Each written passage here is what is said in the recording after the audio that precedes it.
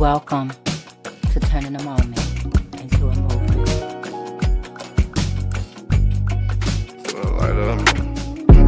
Just a light of mine. I'm gon' let it shine. I'm gon' let it shine.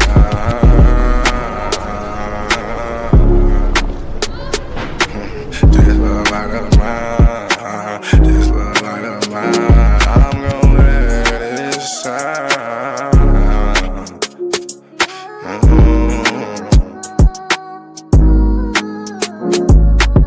This little light of mine, I'm gon' let it shine. I'm gon' let it shine. This little light of mine, I'm gon' let it shine. I'm gon' let it shine. Oh Lord, just let it shine. This light of mine, this light of mine. Oh Lord, would you please just let it shine. Take the drama out of my life. Oh Lord, every night the pain ain't right. I wake up at night, I never sleep. 26, 10, and 7, that's just me. Every day I need a little seed. I need a little fresh air, man, I need to breathe. All I know is trauma, all I know is tickets. All I know is no visit, all I know is a mission to get straight up out of prison. Lord have mercy for it. Lord have mercy on my people. Preacher Mary Washington and all my real. Lord have mercy with my people. I pray to God, we really need you. When I was down bad, when things weren't going right, every time I prayed at night, I put my hands up in my face. I said, Lord have mercy, little light of mine. Lord God, please let it shine. It's the drama that I live in my life. I swear to God, I was a bad guy every night. 10 toes down, salute. Everybody suffering, everybody who trying to make a way. Everybody looking for the sky, everybody looking for that piece of pie. In a law library, I know what that feel like. Hoping that somebody get active and involved in your situation. Man, pop your collar and pray. Cause Lord have mercy on my soul. And they make bad guy father get out soon. And the rest of those brothers who be mobbing to child each morning. Oh man, I ain't going to this afternoon. Man, I'ma miss dinner today. I got a couple noodles. Hey, you know what that feel like? Do you know what it is? And if you a victim of a wrongful conviction, suffered and served by Ken Worthy, then I know that you know what that pain feel like. And your mama know what that pain feel like. Your father know what that pain feel like. With that light, let that little shine. Let that light shine, a little light of mine. Bad guy, Doughboy Week, all these great people in this great world of ours. 10 toes down, salute. I appreciate you, bad guy. I appreciate you, we. I appreciate the tech. I appreciate everybody in the studio. We gonna pop off that LV, ooh-wee, cause that's what they be liking to see. But I hope you hear the missing when you see me fresh. Ooh. Salute.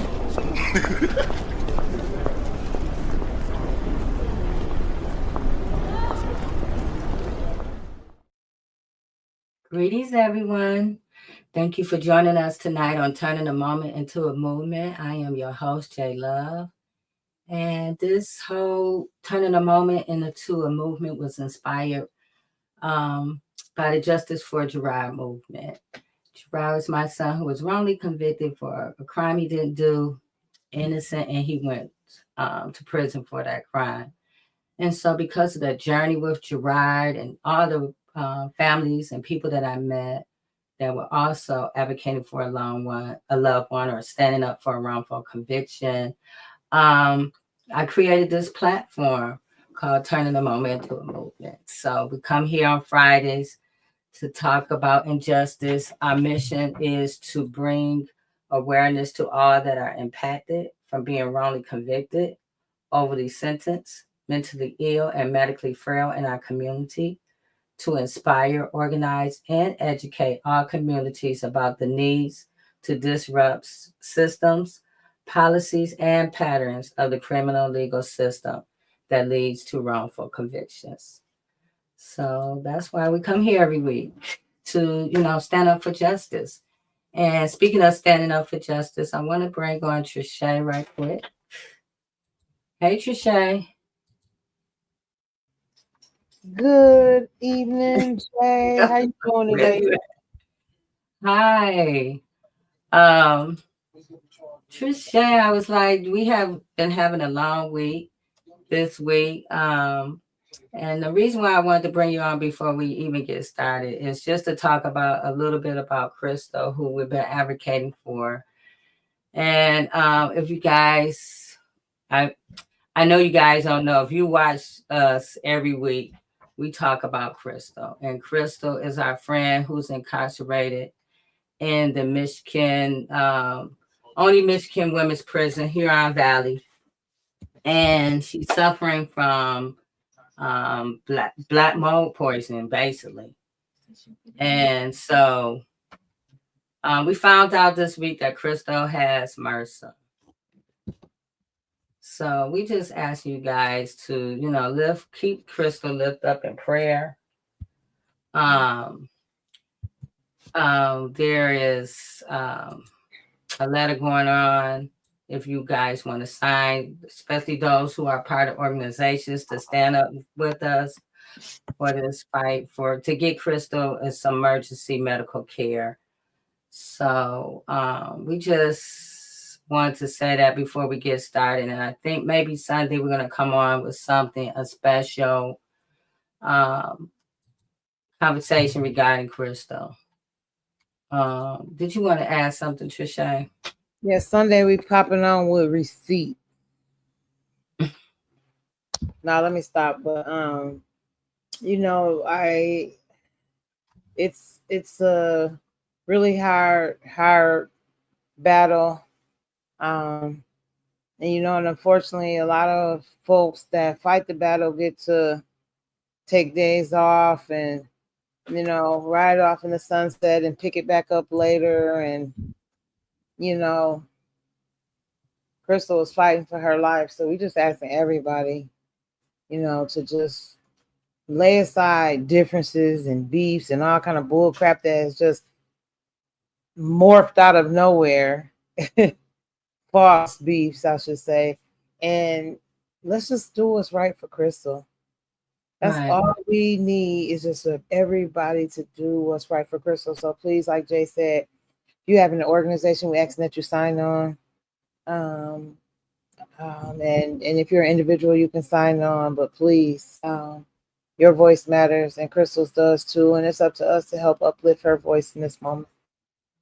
Yes, and we do have a call to action. You have the power to save a life. Could you please contact Governor Whitmore by email or by letter to let her know how you feel about this, and to also request that she grant Crystal a medical clemency so she can get the emergency care that she needs. MRSA, she already is filled with toxic mold. We know that for a fact. And it's coming out her ears, it's in her lungs. But also, MRSA, on top of that, makes this whole thing even harder to treat.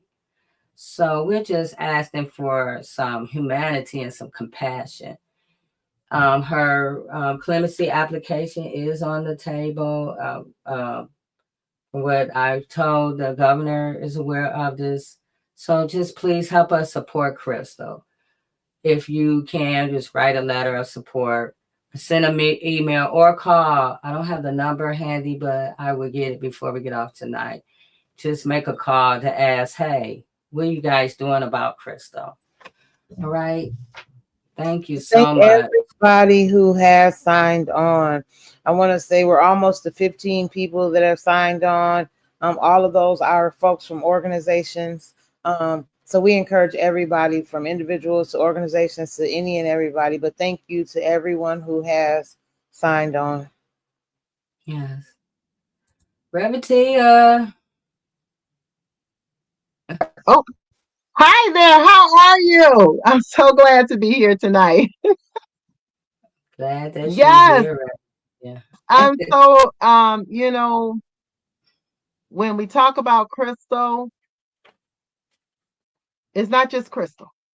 And I need people to know that people are suffering, and Crystal is the voice that has not been afraid. And I'm not going to say not been afraid. I want to take that back, because she has stood fear in the face. And she said, I'm going to move forward anyway, and I'm going to speak out against the injustice that is happening in here within these walls. And so, oh my goodness, we're standing with her, and yet we don't endure what she's experienced.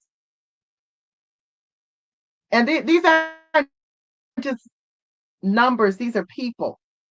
Mm-hmm. And there are many who don't have the fortitude to stand up, to speak out, who are afraid of the retaliation that does happen. There are guards that have been affected by the mold. And so even if you just want to talk to somebody, please get in touch with turning a moment into a movement. Get in touch with Survivor Speak. Get in touch with myself at Tia Taylor at thechoicezone.com. So talk to somebody. It's important for us to get the information. And the Linktree website is right there in front of you right now. Stand up with Crystal. Stand with us as we move forward. And I believe we are making great headway. And I need us to understand that if you are coming to join in and to take part, then we are so excited to have you with us, because we need all hands on deck, like Trisha always said. If you are looking for recognition, then support us at a distance. Still support, but we are not looking to see who can get recognition. Right now, the contamination, the poisoning is at an all-time high. Yeah. And we're trying to save a life. And then we're trying to save lives.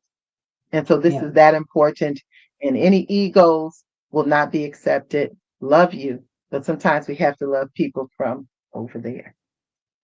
Thanks, Jay. It's great to be here tonight. Yay. I'm glad to see you, Reverend Tia. Yeah. Hey, We're going to have Leslie. this environmental thing. Hey, Leslie. Hey, so my voice is going in and out. I'm happy to be here. Good to see my sisters. And I echo what you guys have said about Crystal. Um, I want our sisters to be important enough for public outcry before they're a hashtag. Um, and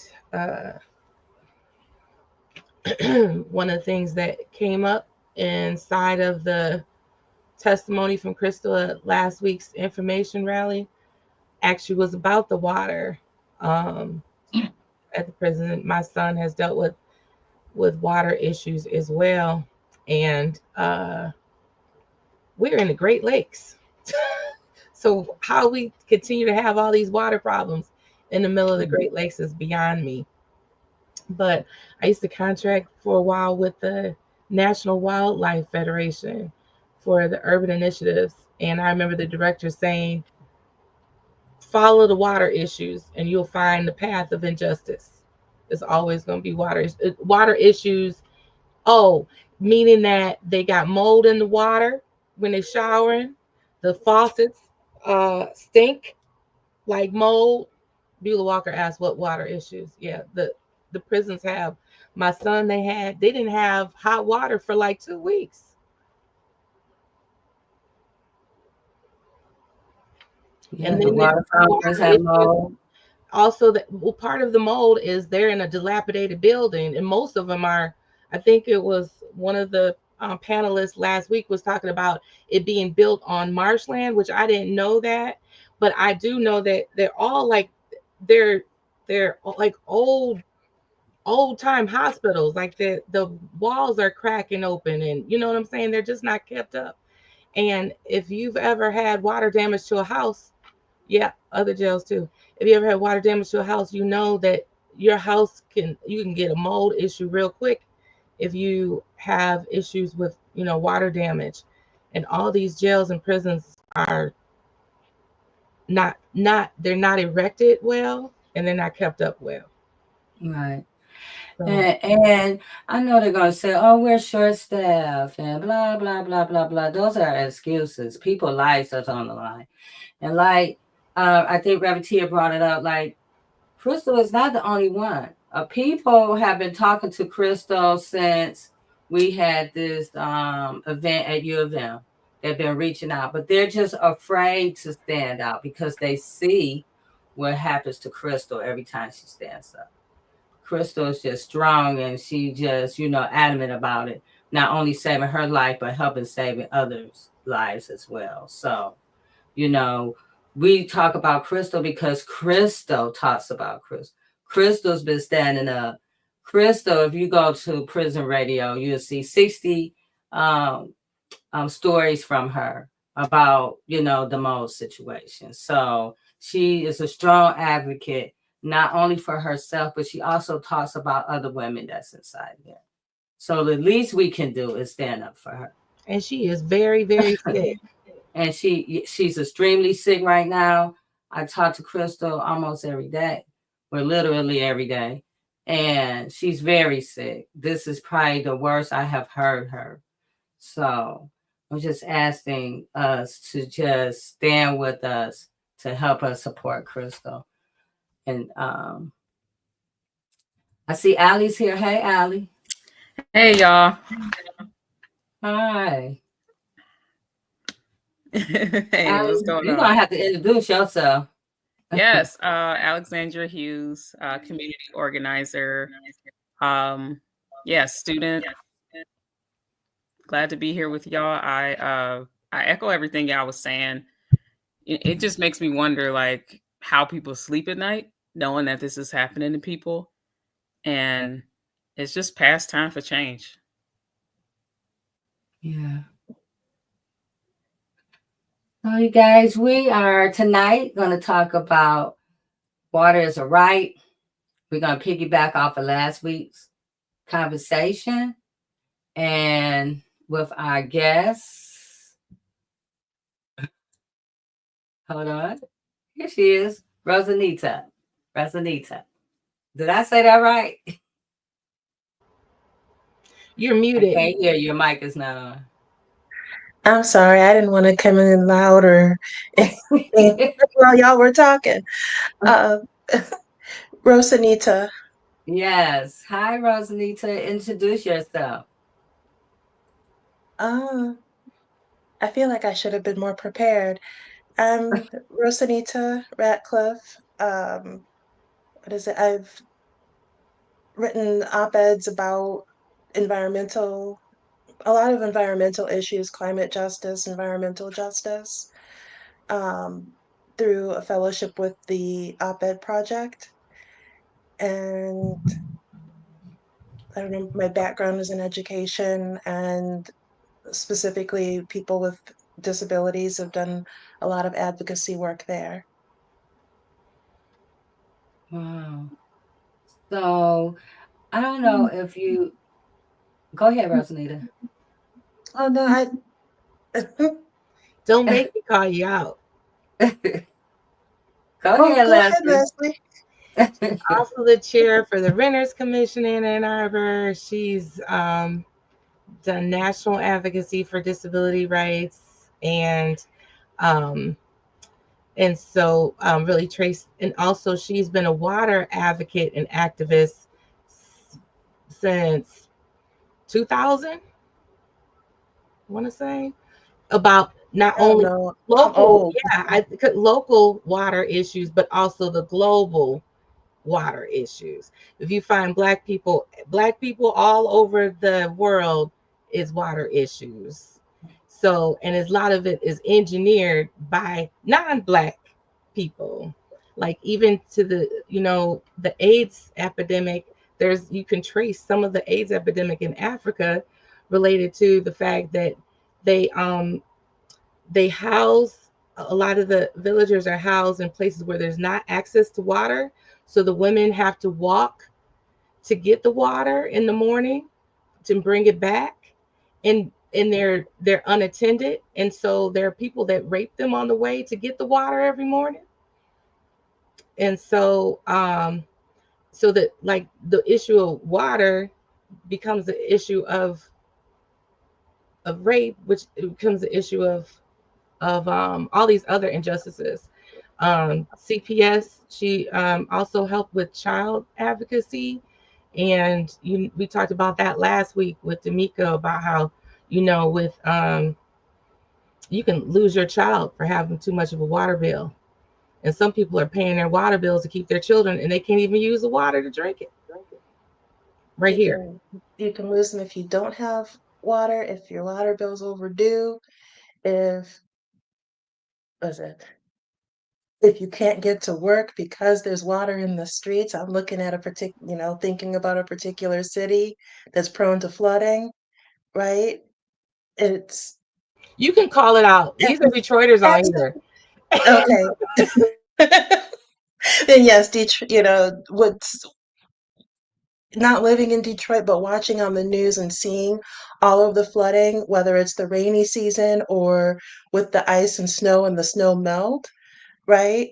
Or just a water main breaking or a backup in the sewage, and you're looking on the news and you're seeing a young man, in shorts saying, "Hey, yeah, I don't know if this was Detroit or not, but yeah, I was out there and just using my hands to dig stuff out of the sewer grate in order to um help the water go down because they called for assistance, and they said that, oh, well, we can't get there for several hours. And people like, I can't wait several hours to get in and out. An emergency crews can't get in if something happens to someone, which also can lead to illness and sickness, not just for the people who can't get the water, but thinking about that young man standing in the water with his skin exposed, right? And what that could mean in terms of his health and if he's touching someone else and whatnot, because we don't know what's in the water for skin. It's just, it's a whole thing. But then there's the access to water when it comes to, I mean, we all know Jackson, Mississippi and what happened there, but they also took that as an excuse in order to then wrest control from the people of the city of Jackson, the ones who were duly elected by the residents of Jackson, to then give control to they created a separate water entity.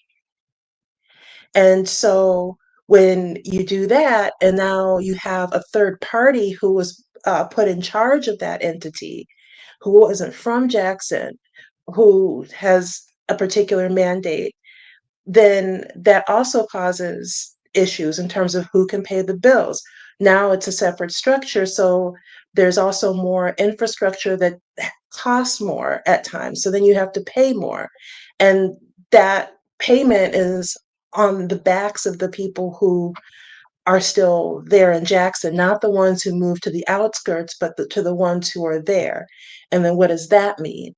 And you also end up losing it. It talks not just about removing governance in a structural institutional way from what happened, but then also now that and some other things, like, I'm not going to lie, there's some other issues that are going on with the mayor there, but he just lost his primary to someone who every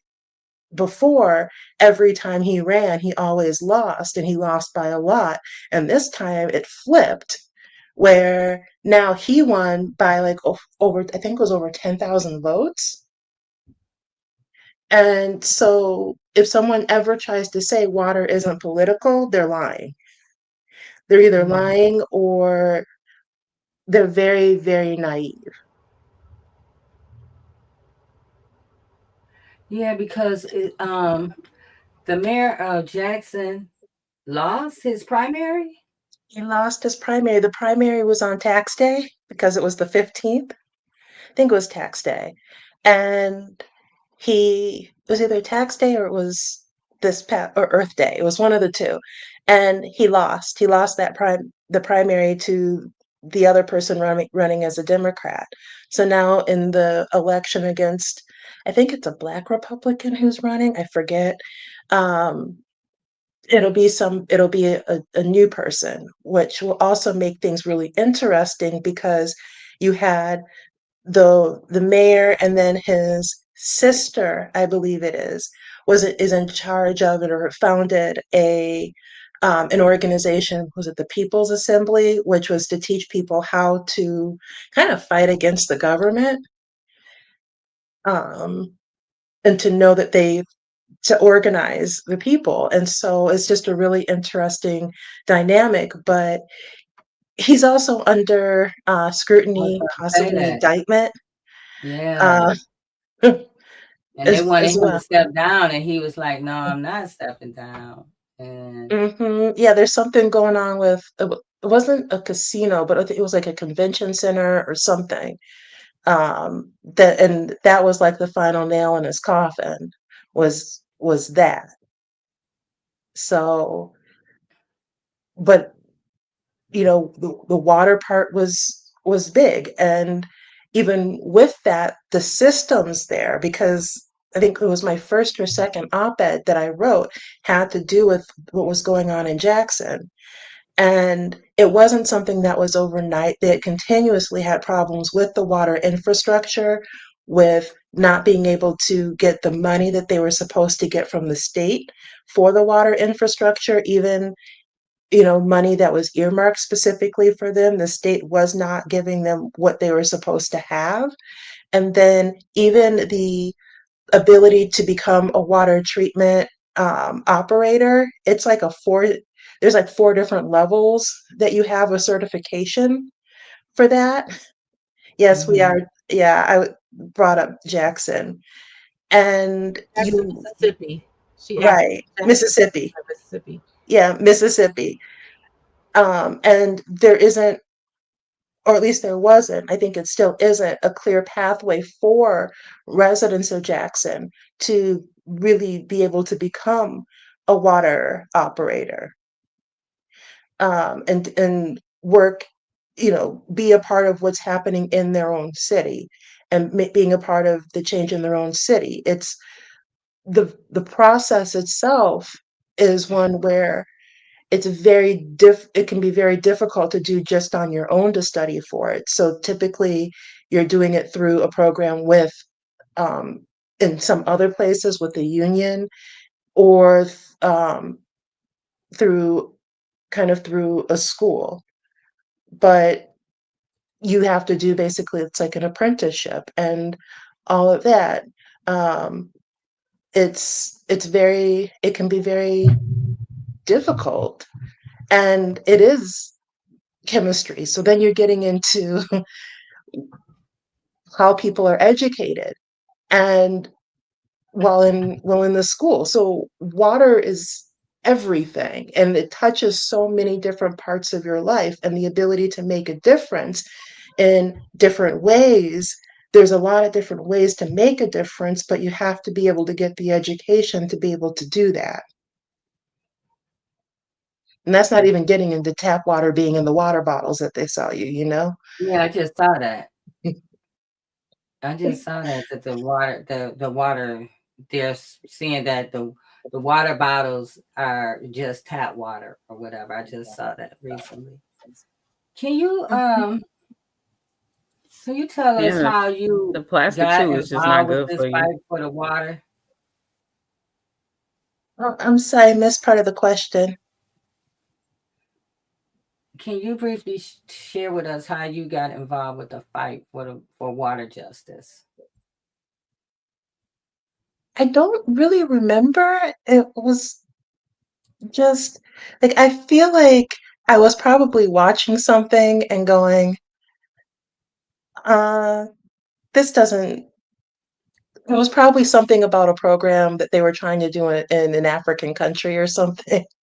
And me kind of looking at it derisively, like, this doesn't really make a difference. It's a band-aid for the problem. Like, it doesn't really solve the problem, right? Like, you know, giving everybody a whole bunch of bottled water or drilling some wells are great, but you still, unless you can filter that water, then you're still going to have health problems, right? And so, like, when I think about and so those were the things that kind of made me look at it more and think about it more. It wasn't something really local. Like, as a kid, I knew I drank the tap water here. I drank the tap water at my parents' house, at my grandparents' house, and other people's houses, because water bottles weren't really a thing back when I was growing up, except like you had like a plastic one or a metal one that you took if you went to the amusement park. If your parents were like mine and they're like, we're not buying that, buying anything for you to drink over there. But then I started seeing people talk about the water in other places and how it wasn't drinkable. Or people would say, well, why are you drinking the tap water? Don't you know that it's bad? And like, I don't know. I just knew that I could drink it where I was. And then in college, finding out more, being in a desert state is when I really, like, it kind of started really clicking to me that water scarcity really was a thing. Coming from here where you're like, you run the tap all day. If you don't have if you're not in Detroit, then you can run the tap all day and you're not charged as much.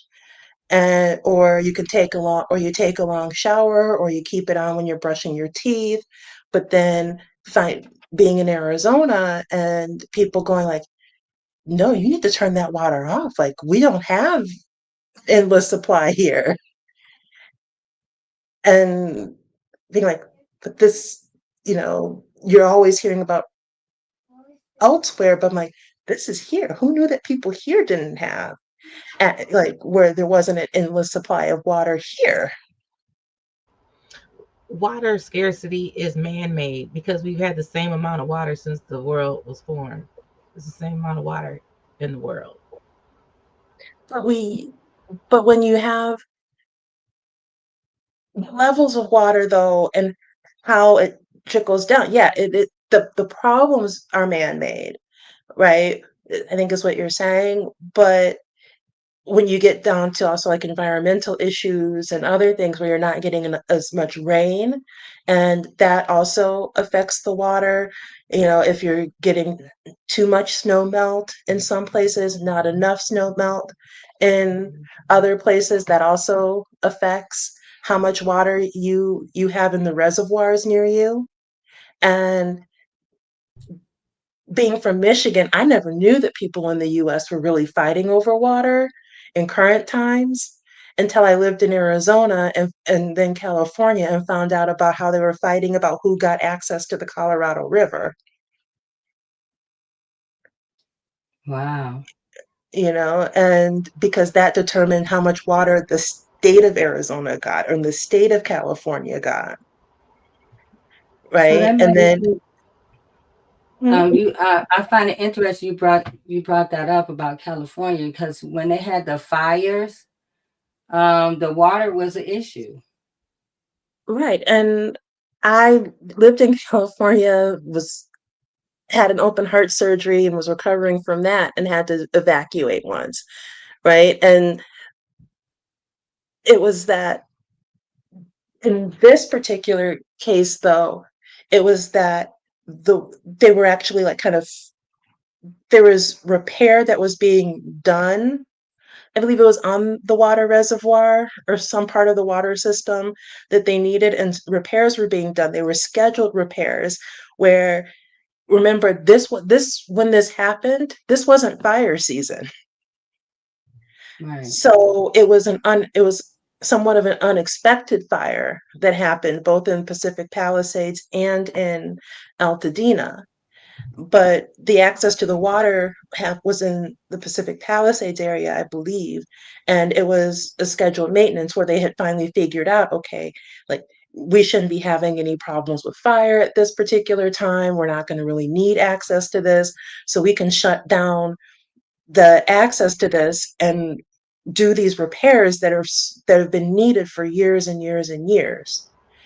And then we have this fire breakout, and so they couldn't get access to that. And there was a big misconception because of rumors that happened as to why that was, but it wasn't some intentional thing. It was, like I said, it wasn't fire season. It wasn't, they didn't, the planning for a contingency in the non-fire season for a fire that big that was spreading that fast just didn't seem like it had happened, unfortunately. Wow. But Well, to then, me, a bigger issue for California and water wasn't even that. It's what's happening with the farms because, and what's been happening for years, because when I lived there and some of my first years there, we were going through the drought because California's been in a drought for decades. And we were going through a drought. And you had one well, you had others doing it, but there was, in particular, a few farms in the Central Valley that were the larger ones that were stealing water from other people's wells, right? So say I'm a big corporation that farms pistachios, pomegranate juice, almonds, um, and my neighbor next door is a smaller farm. Well, I'm stealing their water. I'm piping through and going underneath and getting in and stealing the water from their well. Or I'm a very wealthy individual and I just happen to own a farm up here for myself because why not? I want to pretend to be a farmer or live kind of in the middle of nowhere in the Central Valley. So this is what I'm going to do. But now the fruit trees that I'm growing for myself in a place that really isn't supposed to grow these particular kind of fruit trees, well, it's turning a little brown. Or the grass that I'm growing that really doesn't belong in this area, well, it's kind of dying. So let me still do the same thing and steal the water from a neighboring farm of a farm that's smaller or actually does crops that are essential crops for Californians or to be exported outside of the state, right? So we're talking about now you're interfering with commerce Yeah. and someone's livelihood, and also the livelihood of the very poorly paid farm workers. Right.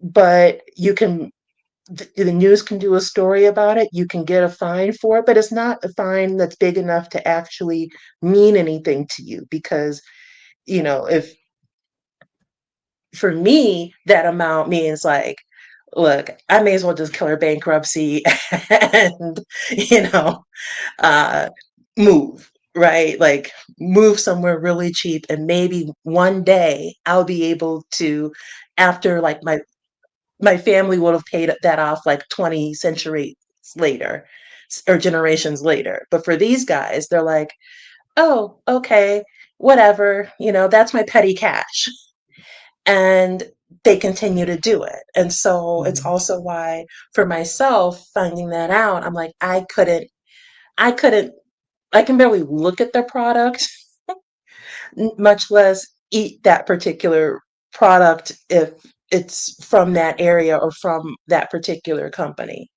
Mhm. because of what happened at that time during a drought and knowing that they were growing something that in a location in the state that's prone to droughts where we're not where it's an excessive amount of water and it's taking away the water from people who need it just to be able to take their medicine or to be able to have a successful surgery, right? Or to keep their kid.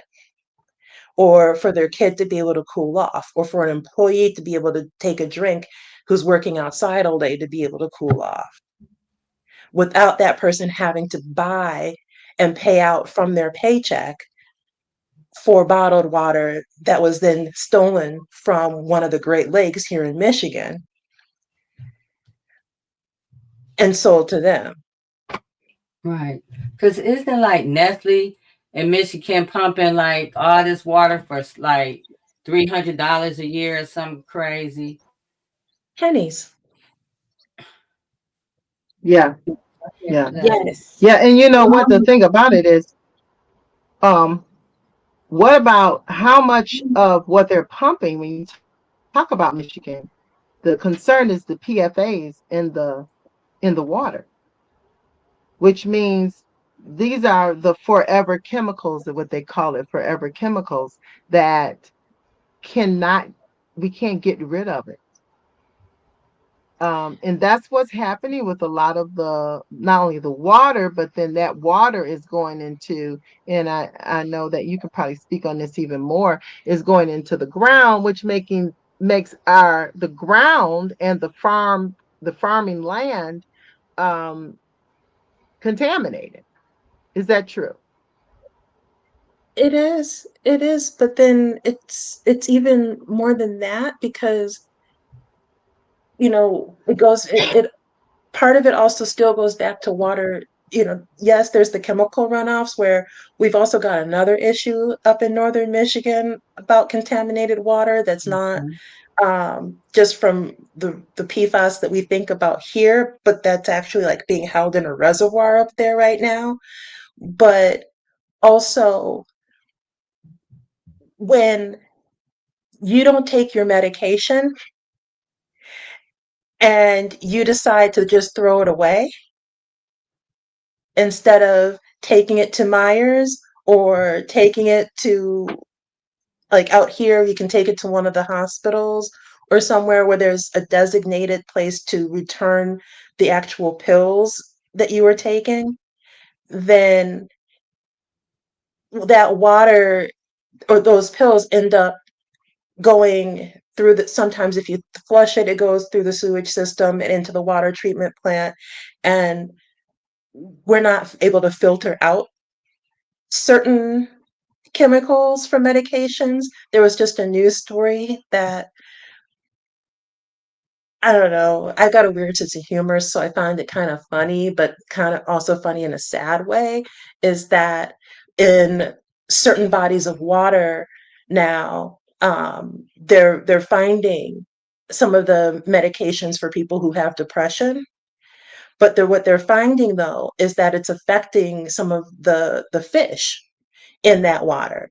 Some like I think this one was talking about salmon, but it could have been something else. And it was like, well, normally, you know, they're kind of chill, and like the rest of us, they do have something that tells them that there's danger, right? But when they're on this, but when they're in the water and they're imbibing this antidepressant, they don't care anymore. So they're like, let me just go do this or do that. And so it's actually potentially now endangering the fish and other aquatic life because they're going into situations that are more dangerous for them. Right. So the fish are high. Pretty much. Oh, And not in that chill, like let me just sit here and like, swim around in circles high, but in that this looks fun kind of high. Oh, that Wait, shark sure is I'm pretty. Let laughing. me go swim up there and see that and see those teeth. You know? Right. I'm laughing because I'm wondering what is it doing to the people? Because Right. maybe this is the problem. I mean, if the fish are doing it and basically they're like, forget it, F it. That's what they're saying. I'm just gonna go head on and do this thing. It seems all right with me because they are under the influence. I wonder, is that same chemical doing it for people? Just a thought, possibly We haven't finished doing the research on this medicine, y'all. But okay, I digress. The medicine, well, like for people, right? If someone's truly depressed and it's because of a chemical imbalance in the brain, then they need that medication and it's good, right? Yeah, And then they can yeah. actually respond to the other therapies. They gotta But get with the salmon at. I mean, I'm sorry. but for and it's also calibrated for that one little pill is calibrated for somebody who's, well over 100 pounds. Yeah. But you've got this stuff floating into the waterways, and if it's concentrated enough, then you end up with fish that are high, who no longer recognize danger. Right. Wow. Beulah, we talking about Michigan. We talking about Kind of, Michigan. I We kind do of know hopped we're all over talking. the place, but Uh, Jackson, what happened? I'm looking at the questions, and what happened in Jackson, Mississippi is that they the federal government gave money to Jackson, but that federal money's ended up flowing through the state, and the state decided to hold on to that money, and they weren't actually passing it on to Jackson. They were trying to use it like, well, maybe we can use it over in this county instead, or for this other project instead, even though it was meant for Jackson. mm-hmm. And and then they were also under and then Jackson became kind of under like, excuse me, like a consent decree with the EPA. And so that's part of the answer to that consent decree, which also made sure that some of that federal aid did start flowing, was that they had to create that separate water entity. And the Mm-hmm. person who was contracted by the federal government in order to help with the responses to this consent decree, I think is the same person who ended up somehow coming out of retirement and being the person getting paid a pretty penny to be in charge of that water entity. Mm-hmm. And they did the Mm-hmm. same thing in Flint too, didn't they? I believe they they shortened the compensation time for families who were affected by the poison in the water, children who had lead poisoning and developmental disabilities. But they were trying, I know, and did not fully give Flint the monies to allocate the monies to the community.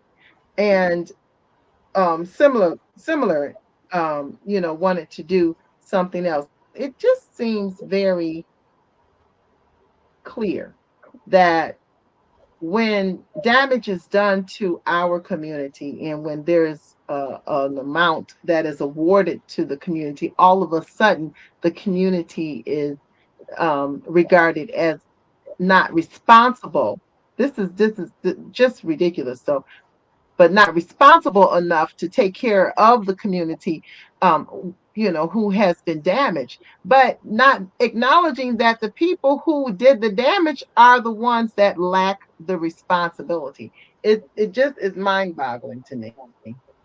That was one to me. Was part of one of the saddest things about Flint was that they were put under emergency management by the state, and then the state made a decision as to which water system they were going to use, which was not compatible with the pipes that were there, because the pipes were all so outdated and, lead, right?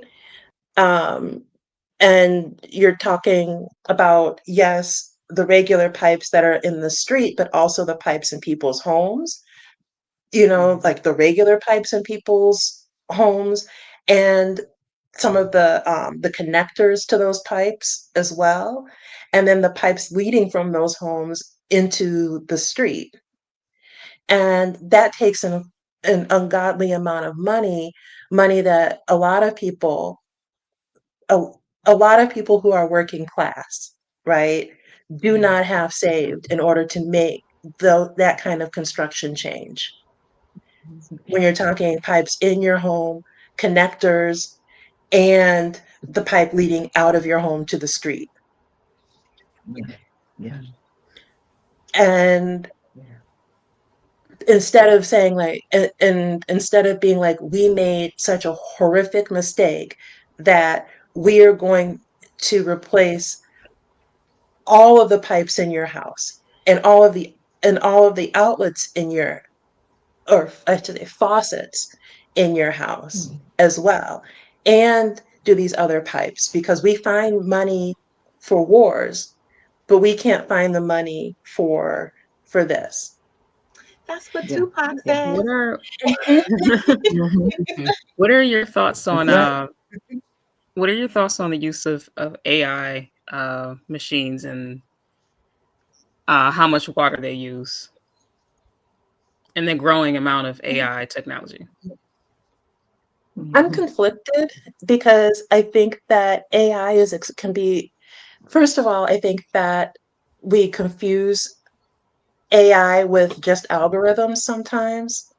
And it's because AI, like true AI itself, that's constantly performing the algorithms, constantly putting out answers, is that takes up a lot of computing power. So it takes up a lot of electricity and it takes up a lot of water. So you're kind of messing up the environment on multiple fronts, right? Um, and it's the same feeling I have with um, microchips, because we need those little microchips for everything, because you need it for your computer, you need it for medical instruments that do life-saving surgeries, right? Um, but Yeah. it takes up a hell of a lot of water. And even when they're doing water reclamation and kind of recycling to cycle it out so that it doesn't use as much, it doesn't waste as much water, it's still a whole lot of water. And at this point, for me, I don't know where the balance is on it, because it becomes, okay, well, who gets access to AI? Who gets access to these discoveries that can help with life-saving, help people perform life-saving surgeries? Because part of what cleans up the screen on like an ultrasound machine to where you can see a much more precise picture of someone's heart and the chambers and the vessels within that is AI. And so it becomes, for me, is, it's where do you find that balance? And it's more than just the amount of water, but where is that data center located? Correct. Yeah. Where is that Right? located? Because they're not putting that data center over at Pontiac Trails here in Ann Arbor, Hmm. right? They're not putting it over in the mansion side of Detroit. It's not next to the governor's mansion. And Mm-mm. and so there's a lot of ethical issues around technology in general and the amount of water used, because water also is helping to cool down the regular data centers as well. The ones that, like, when we're on Facebook, when we're on TikTok, when we're on Instagram, Snapchat, Blue Sky, whatever site you're on, that data is stored somewhere. And while, like, you and we just see our laptop, right? And I know that you already were like, well, what about the data center? Well, what about the data center that Amazon uses for Amazon Web Services, which is what houses most of the data from a lot of these online sites, online Mhm. storefronts, online platforms. And those are conversations that I think we need to have in general, not just about AI, but about Tech. technology and equity, and that like we can't just expect we need to change our expectations, because one of the things that's happening now, right, is in was we just got done talking about Jackson, Mississippi, right? But in Memphis now, you have XAI, and how with a huge, this isn't water, but it's a huge data center that's taking up a lot of energy, which is also using a lot of, was it gas plants or gas? It's a lot of gas. And it's Mhm. also going to be a large polluter. And it was allowed to be there and to do all that. They said they were only using 5, but then it's like, well, but they've, or something, but they're going to end up using like 30. I don't remember all of the details off the top of my head, but Mhm. it's not only that they were like, well, we're just going to do what we want to do, but it's Mhm. also where they decided to put it, Yeah. Mhm. because it's also in the Yeah. Black area. Yeah, Mhm. Again. it just it seems very Mhm. much so like it's giving technology is worth saving, this project, this software is worth saving, this data is worth saving, but you all are not. Oh Is yeah. what Right. it seems to be. Right, the disposable people. Well, So yeah. I want Yeah. to At play. whose expense? Go ahead, Rev. Go ahead, And Rev. now T. we Yeah, can't, I was and just now, gonna say at whose expense hmm? these companies, and again, the companies have now been more important than the people. So it's at whose expense does this technology, can we grow this technology at whose expense? The problem that I have, and I will, and this is one thing that I always look at is assessment, measurement. How come we don't know the numbers, or do we know the numbers about how much water are people using compared to your factories and corporations? The numbers out there, because was I it would like to see people for the number. That's what I want to that's look what at it. I Rosa want to look yeah, at it. that's what Rosanita and I used to work on. Yeah, that those numbers are there. We we waste a lot of water. We just waste more water than any other, not than any other country, but we're up there in the top 3. We waste, and yeah. and we're a very insidious country, like, because not only do we do stuff here, but the scale at which we rely on water being utilized elsewhere, right? Because like our carbon footprint is lower than China's carbon footprint, right? But we don't manufacture. Instead, it's our fact, they're doing all that because of the factories that make the products that we use.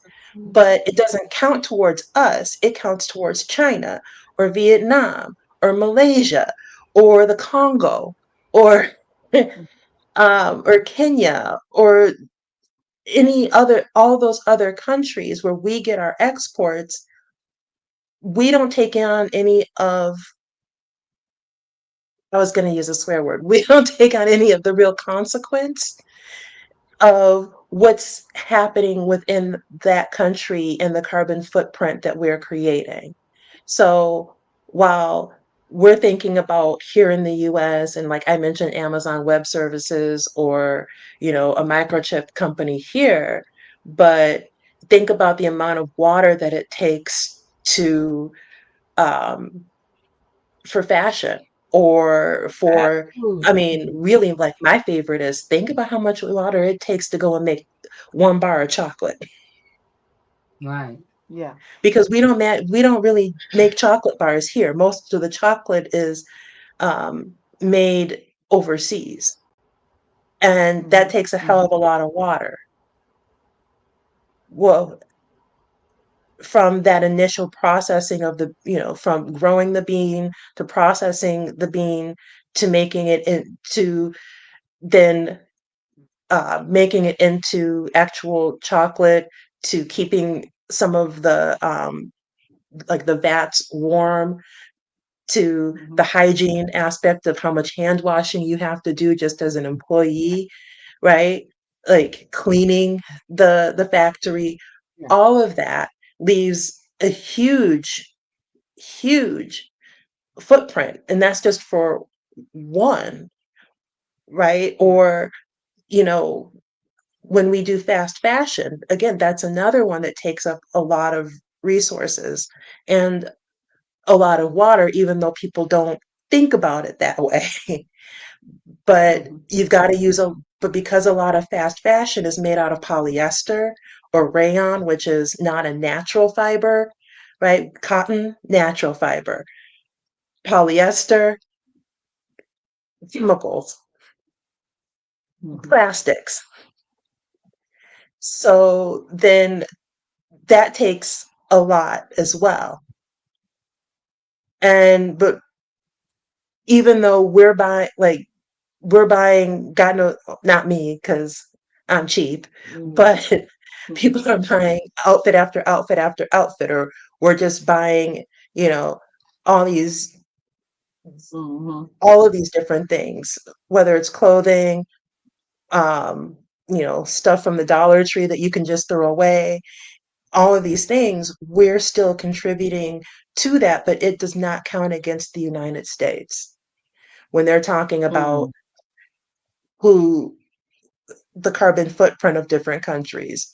They only count what's being produced within that country, not why it's being produced. Because if we weren't buying all that stuff, then some Nobody would have. countries, yeah. Yeah. Yeah. Yeah. Yeah. When It I was wouldn't in be. school, um, my econ teacher would say, if you want to sell something, just sell it to to an American. I think that when I looked at those stats, um, the residential residents, citizens, we use between 10 to 12% of the water usage. Corporations use 45%, and then agriculture uses 40. Then Just think so we about know. the ag. But all the breaks are given to corporations. Mhm. And then they don't always have the oversight either for to make sure that everything is healthy and is going to be good for the environment. Okay, well, even in And yet, agriculture, hmm, go ahead.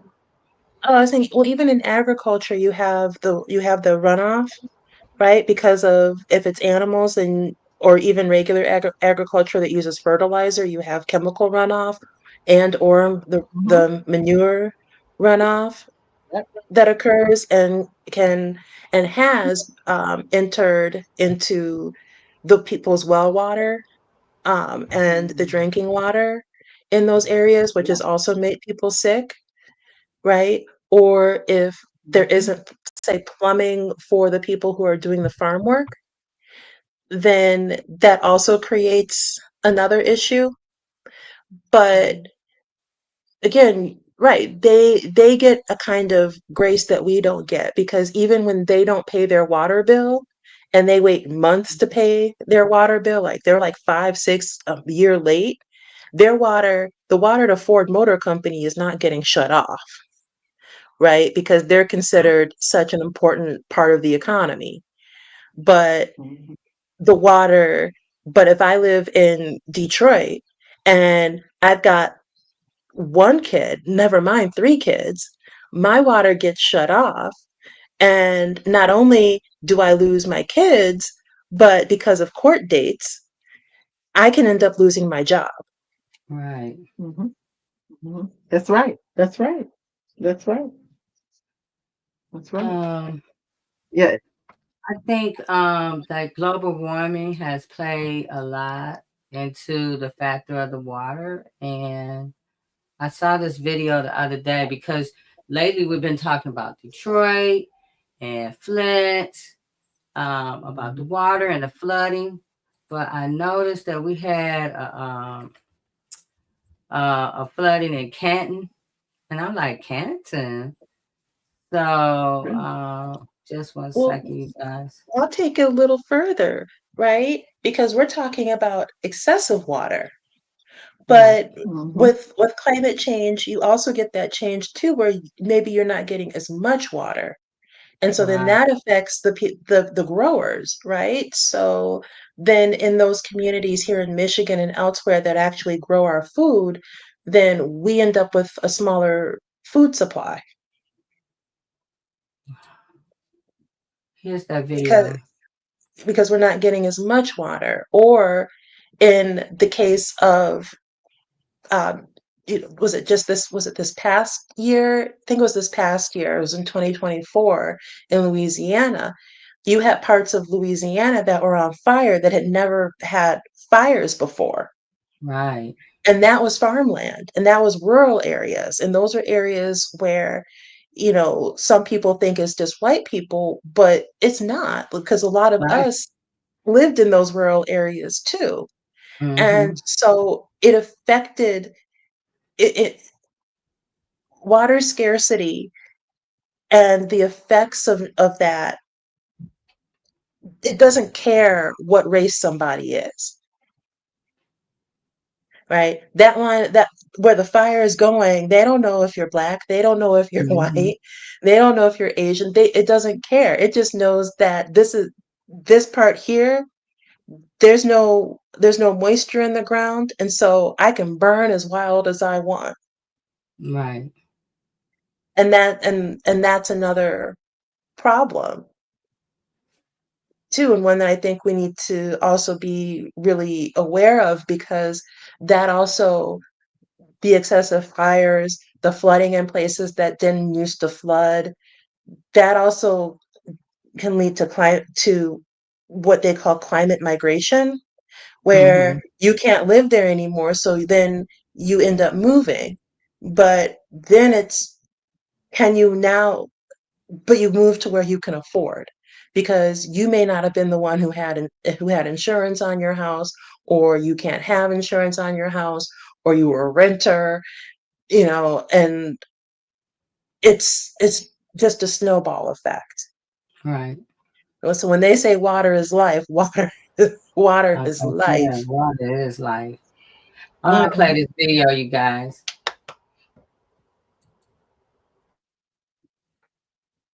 7 Action News reporter Darren Cunningham is in Canton, where people were stranded in their cars for hours today, Darren.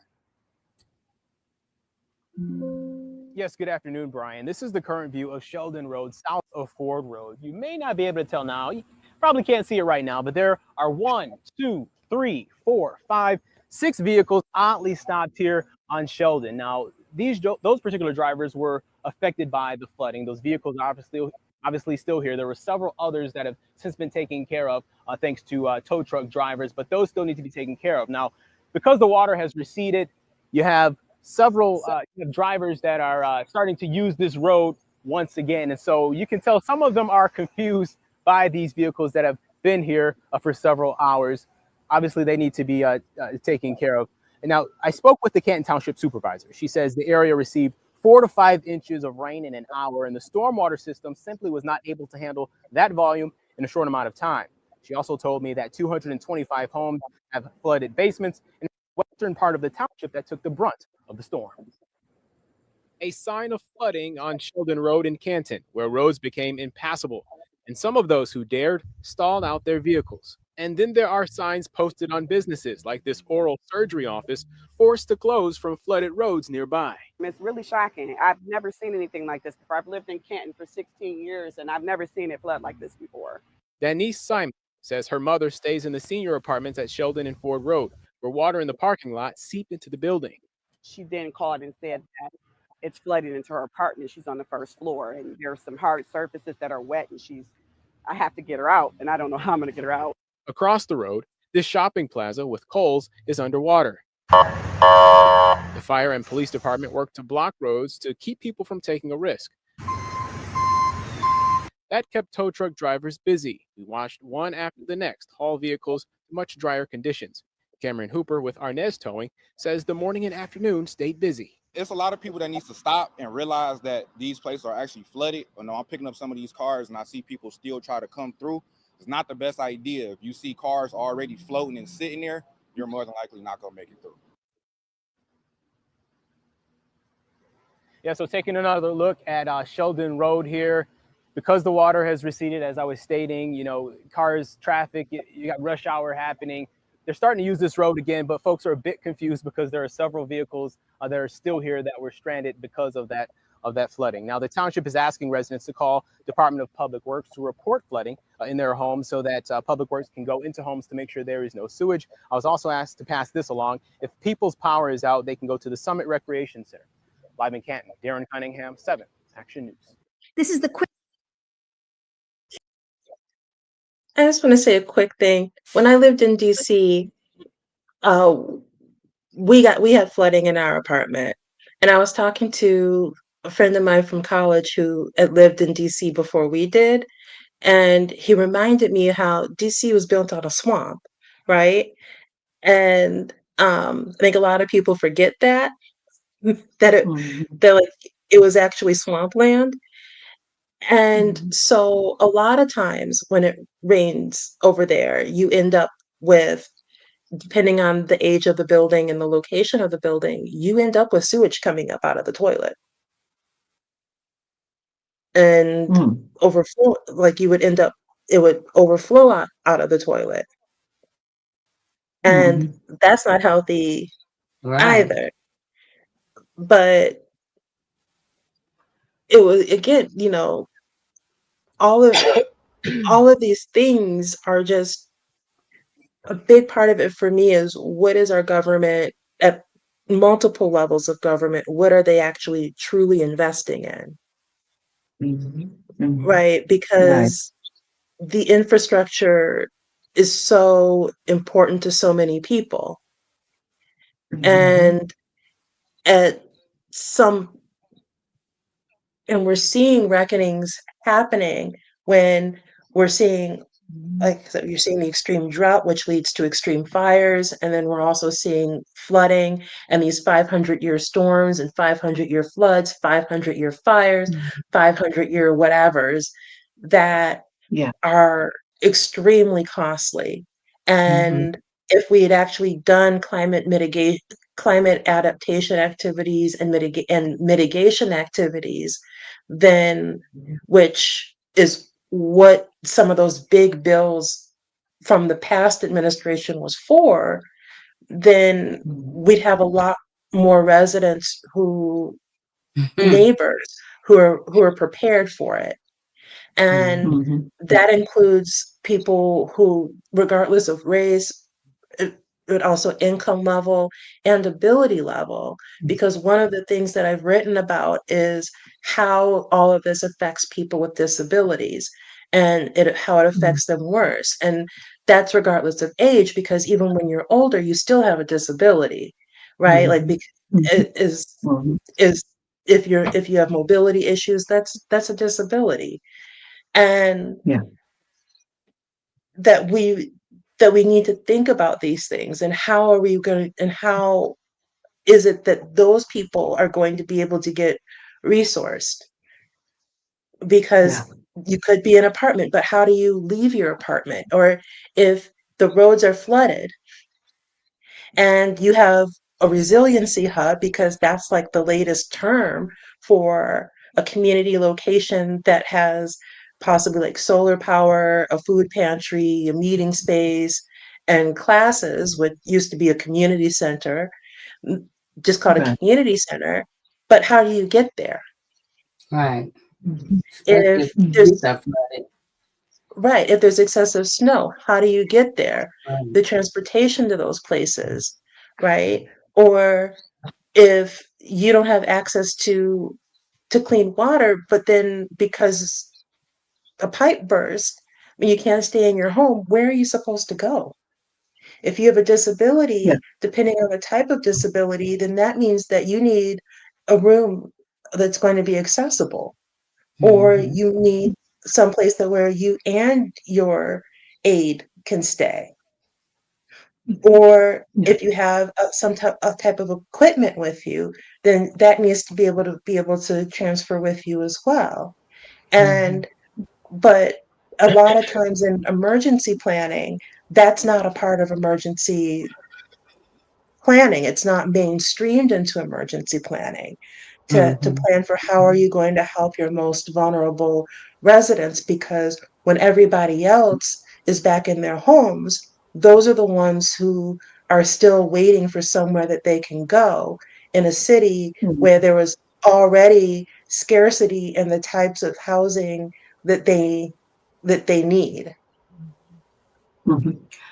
I wanted to say to you, like, Yeah. when we've been advocating for Crystal, and one of the things she talks about and is the water with mold in it, or tasting, um, or it's discolored, or it's tasting a certain way, and the showers have mold in it that's like looks like shag carpet, and when you take a shower, this drips down on the people's skin. That's in the water. And so when we did the community conversation, Leslie talked about earlier about they said it was built on marshlands. And one of the gentlemen who was at the conversation, he talked about it. It used to be a men's prison and it would flood. And so I was talking to Crystal about that, and she says still flooding today. So my thing is like what the water is moldy and contaminated. People think, hey, that's just a prison. That's and I ain't got to think about it. But that same water is coming through the pipes that you guys are using and or whatever. So that could contaminate not only that prison, but a community. Yeah, that was Lawanda's husband, right? Yeah. He said that was in like 1990. That's 30 something years ago, and it's still the same issues. Well, when you're built on top of marshland, you're gonna have a problem. I mean, DC was built when, and you still have you got a big storm, and what happens, right? Because it's also next to the river. But you're built on a marshland means you're gonna have those kinds of problems, especially if they didn't do a good job in terms of how they're routing the sewage, building around it to kind of, I don't know, encase the building, like with the foundation and what they're putting around that. But then if it's marshland, then you're already gonna have, to me, it seems like a little bit more humidity, you're already gonna have more wetness anyway surrounding that building. So I don't know what the building materials are per se, but it seems like if mold's going to go on the outside, eventually it's going to creep into the inside, especially if you end up with any sort of crack or hole in the foundation. Then Right. you could say that every window was sealed with a double paned window and still end up with mold in there. That's just the nature of where you built. But why It's would you? I don't even understand why you would build a prison or anything in that kind of environment. Like, what kind of material do you think is going to last forever that's constantly getting wet all the Well, but time? that's going under the assumption that they actually care about who's in there. It's a prison. Right. Yeah. And if you're in a prison, then this is not my opinion, but this is just how what it seems like is if you're in prison, then you were thrown away. You were thrown in there never to be seen again. No one wants Right. to see you. No one wants to hear about you. No one wants to know that you who and what you are. It's so that they can get on with their lives. And after a while, like, who cares? Right. Right? In terms of who's in power, except for the corporation that can extract from you and your family for all of those phone calls and mail and what's in the commissary, right? Mm-hmm. Can I have them make something for me for pennies? Can I have them transported to go work at the McDonald's for pennies, where they also have to pay for their transport from the prison to the McDonald's, right? I've And witnessed. that's a real life example. So, That's in Texas. They're doing that in Texas right now. not just Alabama, Texas. I think, as well. Uh-huh. hmm Yeah, yeah. And so then why do I care if you've got it, that I built it here? Because nobody else wants to live on marshland. No one's going to live on this land. But now I got something where I got a place to put the people where nobody wants to see. I got a a place where this land is now generating income for people, not for the person in there, but it's generating income for somebody. And so what's their Mm. motivation Right, to make that change? right. Nothing. Right, right. And then to move that even further, now, what if you're now living on what was known as a brownfield in a floodplain? Hold on, you're gonna have to And explain now that they to want me. to What's build, a brownfield and a floodplain? Like, explain okay, that. a brownfield is a brownfield is a site that where you really shouldn't be growing anything on there and people shouldn't be living on there because you had something that utilized chemicals and would have leached into the soil. So like the old Dow chemical plant here, was it Dow or Pfizer or whatever it was that was here in Yeah, Ann Arbor? down. That's a brownfield site. A gas station, brownfield site. A parking Like lot, the tire place that used to be by Belle Isle for years. brownfield. Mm-hmm. Yeah, they just Yeah. got. Mm-hmm. Was it Midas? Brownfield. Break it down, This Reverend Ara. You got to break it down. I didn't know that. Okay. yes. Yeah, And they give those are and I want to add while you're talking about brownfields, they were giving grants and allowing people properties to build on those brownfields some time ago. right. They would have They still do. they probably And still do. And I was wondering like why, like who's gonna pay for the transition of the this company does field? with the company does with help from the government, whether it's with cash and or tax breaks, is and that goes and means that then it helps. They do cleanup of the brownfield site, is what they call it. And but typically when it's a brownfield, it was like once a brownfield, always a brownfield. Yeah. If it was an old car, like if it was a parking lot, well, now you build a gas station. It used to be a gas station. Now you're going to build, something else that was Mhm. that's going to leach the chemicals in there. So that way it's all contained into that one location and not in multiple locations throughout the city.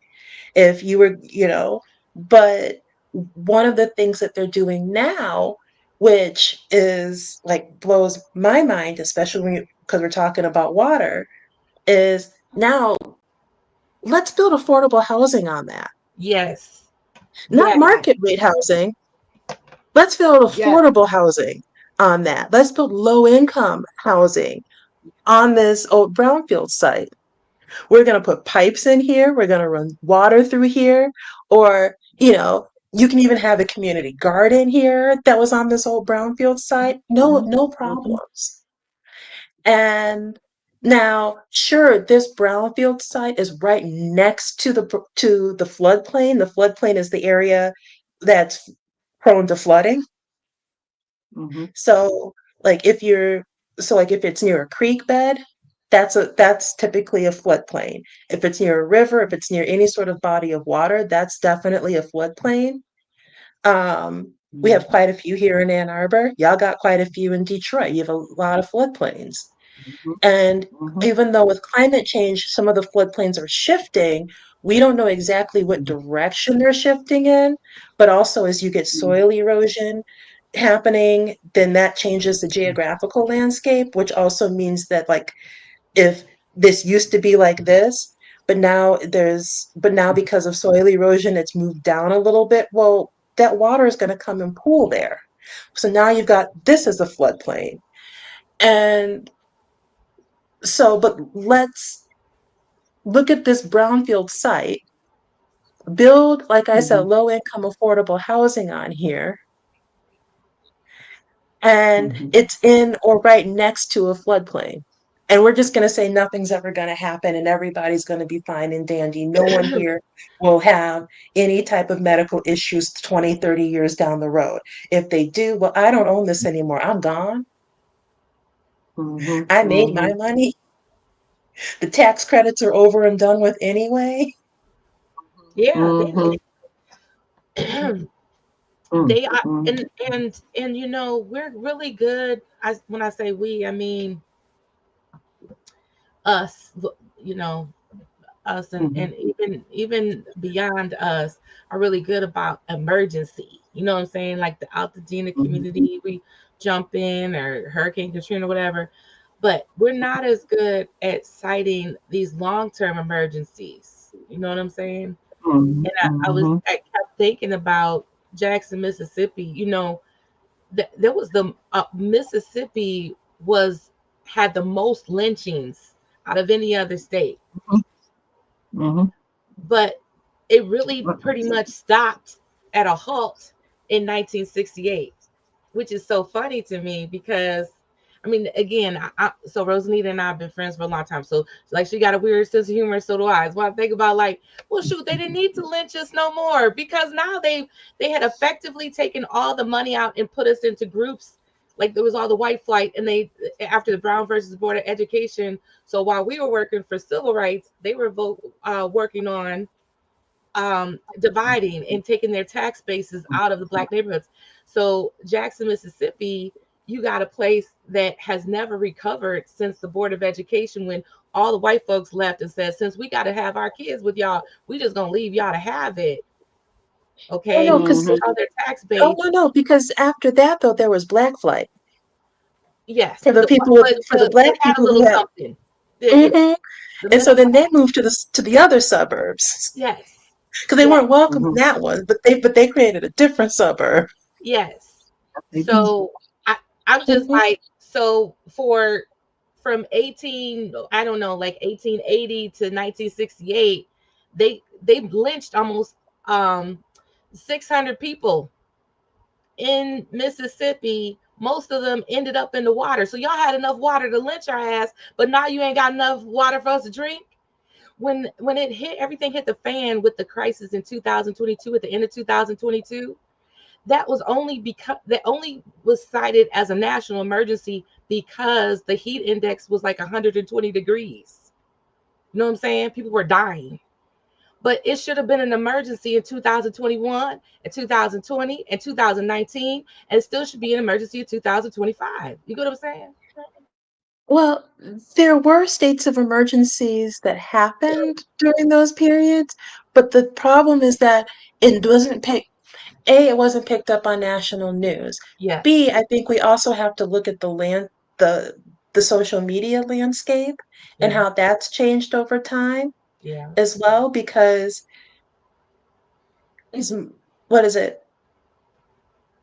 TikTok really did do a lot because of how the algorithm was created, and that is not the same as the way it is on Instagram and whatever. You have a much higher chance of seeing by somebody come across your feed. I think it was like you were guaranteed to get in front of at least 100 or 300 people per video of people you didn't know. I think was kind of what the rule was at one point for TikTok. And so that meant that what was happening in Jackson, Mississippi ended up with, and also because of the sheer number of people on TikTok, specifically younger people on TikTok, it meant that you had a visual of what was happening, a real live visual of people right at the fingertips who are now trained to be online so much faster. And a lot of us were online a heck of a lot more since 2020, because what else were you going to do when you were at home? Yeah, You that's know, true. and that you also in 2020 had this, what do they call it? The summer of unrest or whatever. And that created a lot of different changes. And I think there was a resurgence of organizing starting in 2020 that was even bigger than when we lost people in the 2010s, when Black people lost people to individual lynchings in the 2010s. We And then it also, because there was more on there and everyone was also paying a lot more attention to TikTok, including major news outlets, I think that's also what got the attention to that. Plus, we had an administration that, for the first time, was more focused on environmental justice. Mm-hmm. And this was 100% an environmental justice issue. And I think when you're talking about the 60s, that was also, I think, around the time the environmental justice movement was also Yes. really starting, right? Like we Right. had people before, but like, most people know, was it Bullard? Um, I think was his name, although I like to credit his wife because he wouldn't have done what he did and become known as the father of environmental justice had it not been for his wife's court cases, because she was an attorney and he was paying attention to what she was doing as a good husband should. I just want to say. And so, Can you imagine though if Flint, that was 2014, TikTok wasn't around. So could you imagine how much bigger Flint would have been if there was a TikTok at the time, because even though it was a big thing, it kind of died down because Michigan, they wanted to shift the narrative. Yep. So it kind of died down. Even though, a lot of people had what was the disease they was scared some Legionnaires or whatever. No, legionnaires, April yes. 24th. Yeah, April 24th was the anniversary. yeah, And remember Little Miss Flint? She's Yeah. still yeah, posting those pictures of herself every year with the sign. It's been X years, and Flint still doesn't have clean water. Every year she does that sign on the anniversary. Mhm. Although she's not that little anymore, it's been over 10 years, right? But it's like an like, adult now. She's mm, 16. Yeah. Oh, oh, Yeah. she's 16. Yeah. She was little when she started advocating for Flint. Yeah. And she said only 12 people, I think. I don't know if that, I haven't verified it, but she said something like only 12 families have actually received any sort of monetary compensation for their issues with the Flint Yeah. water. think about the Yeah. If amount of we had paperwork they probably had to fill out. they had that's what I was gonna say. It was a paperwork thing. They couldn't just get the money. They couldn't just allocate. They knew all of those families were affected. They knew all of those people were affected in Flint. And they made them verify, fill out paperwork, get a doctor's report.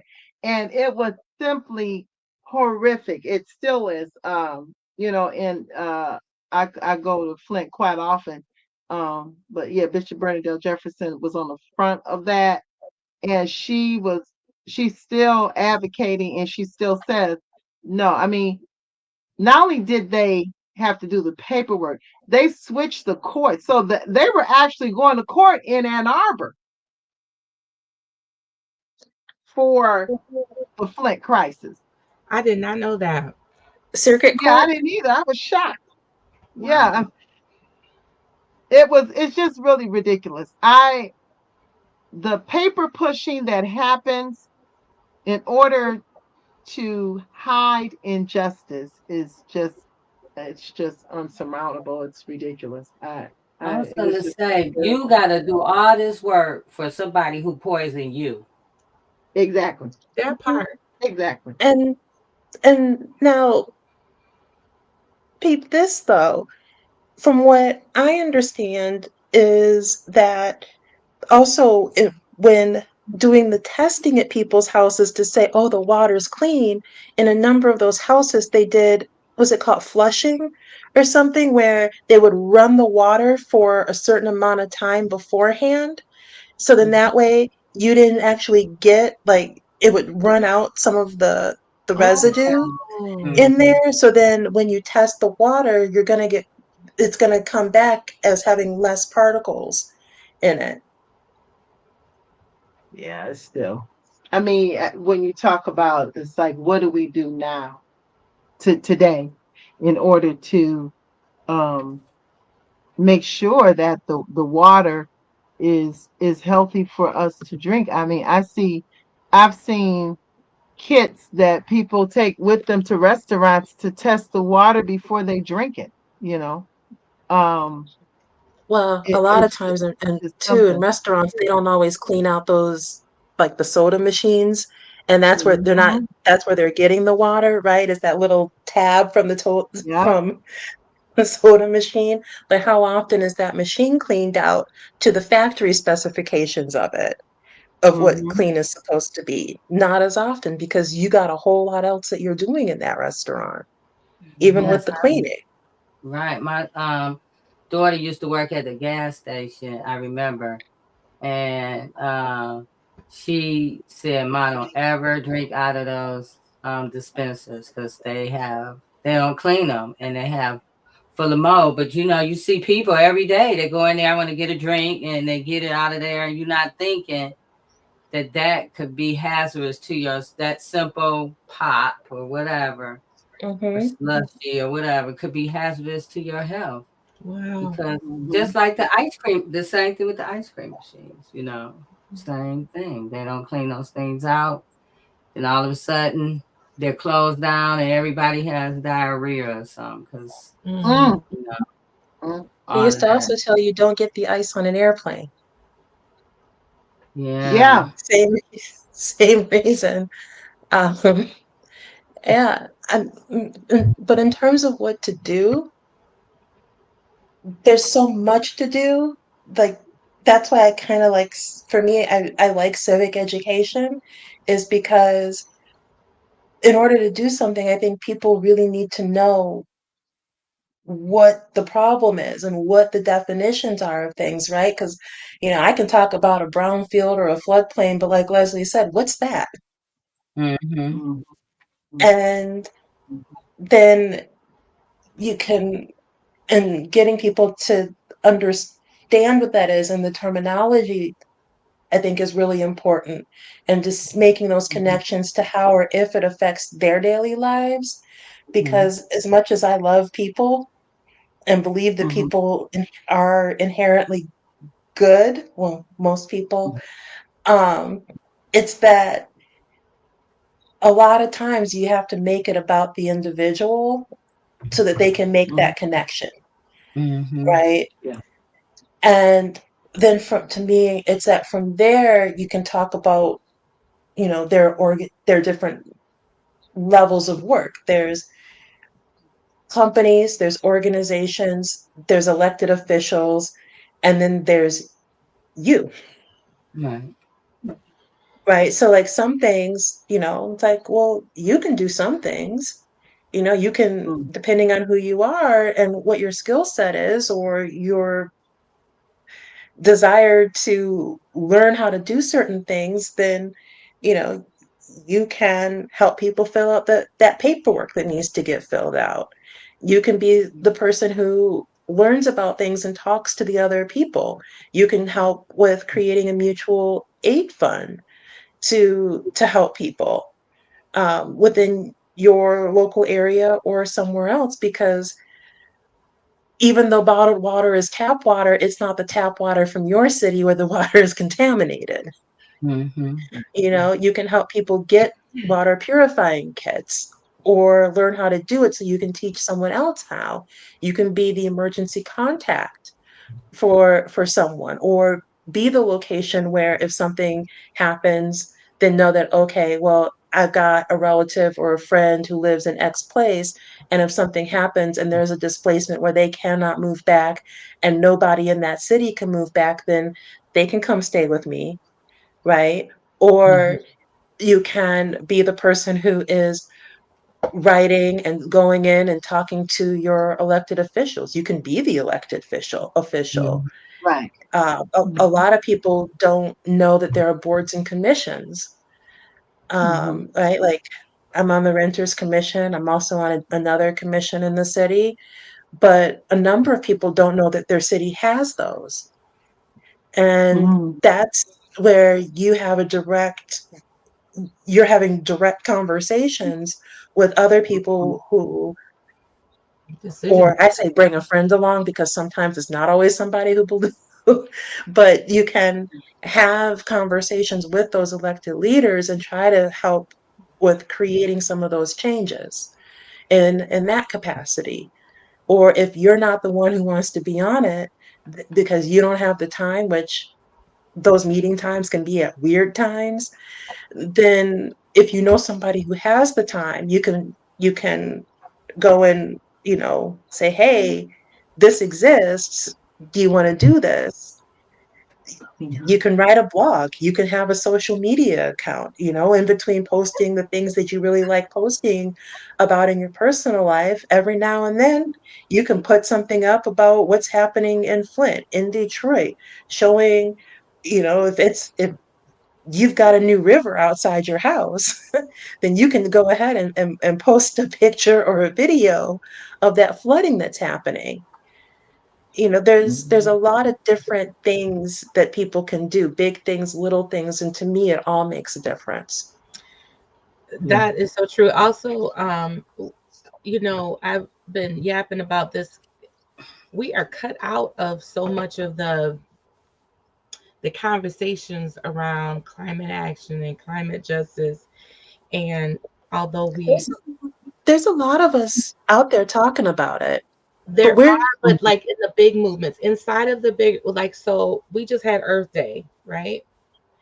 Earth Day, there were, because I'm gathering always these events for PEG. We had about 11 different coalitions that went to either Lansing or somewhere, did some sort of demonstration or whatever. There's a climate action teaching coming up, and inside we're not included in that bigger movement, and that's a $2.3 billion movement. but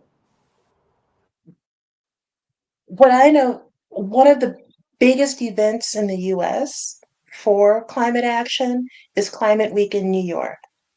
And you get a whole and at that time, like you're getting a whole lot of um Black people and Hispanic people now who are attending that. They're carpooling up, or they're getting that charter bus and heading up there to New York.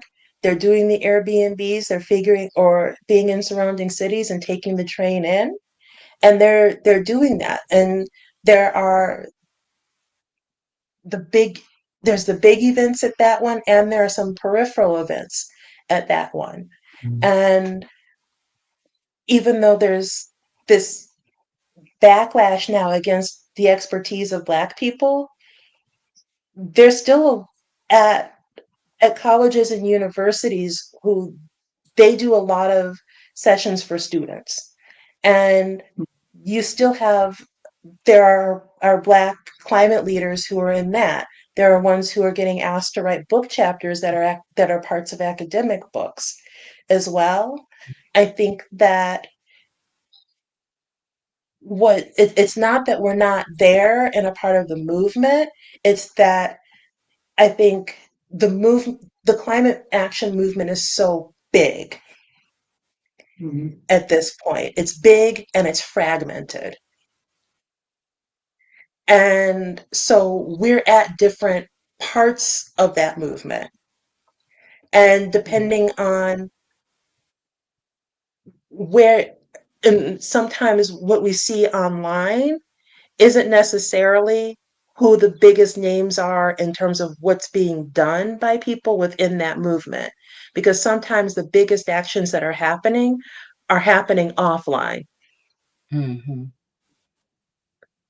And I think that, you know, we also, in a way, have to get away from